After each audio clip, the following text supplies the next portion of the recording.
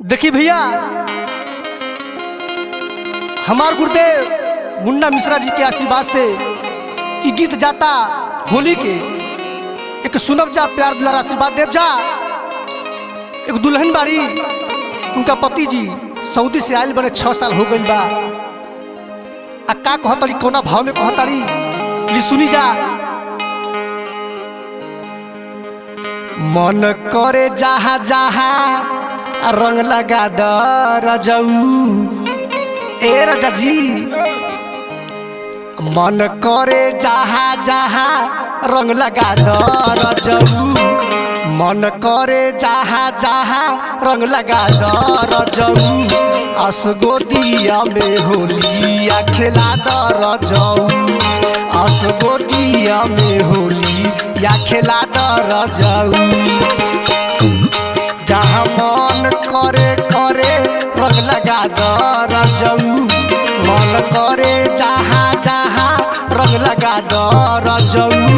असगोदिया में होलिया खेला द रजऊ, असगोदिया में होलिया खेला द रजऊ। क्या बात है,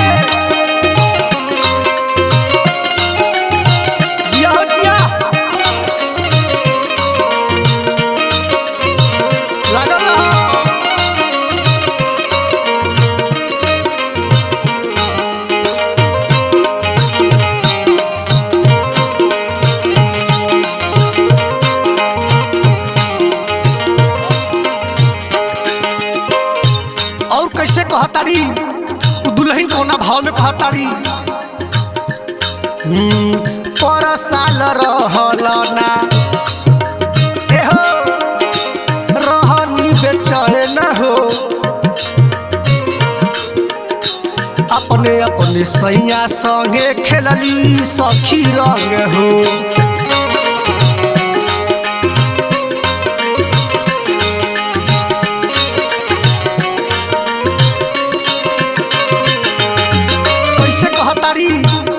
ए राजा, पर साल ना रहल तू होली में, हम बड़ी बेचैन रहनी, अब बड़ी परेशान झेलनी, लेकिन तू अब आ गई बारा तो अब गम नहीं खे।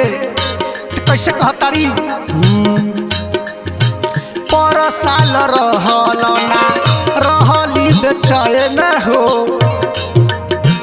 अपने अपने सैया संगे खेलली सखी रंग हो।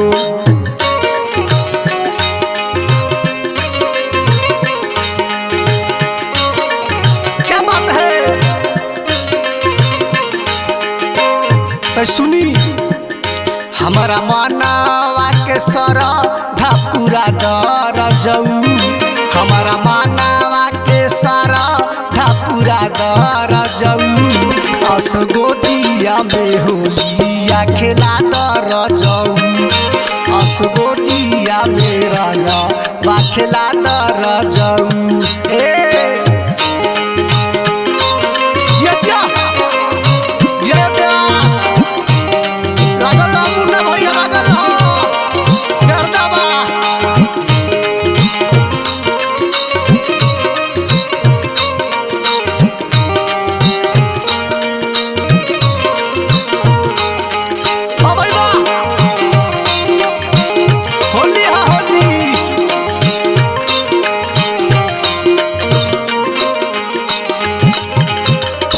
कहतारी कौना भाव में कहतारी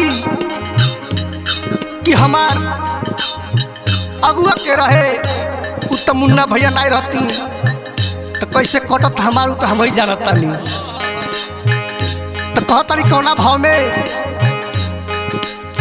मुन्ना मिश्रा जी तो दे दहली साथ जी, घरे आई गईनी रउआ बात गईनी मान जी।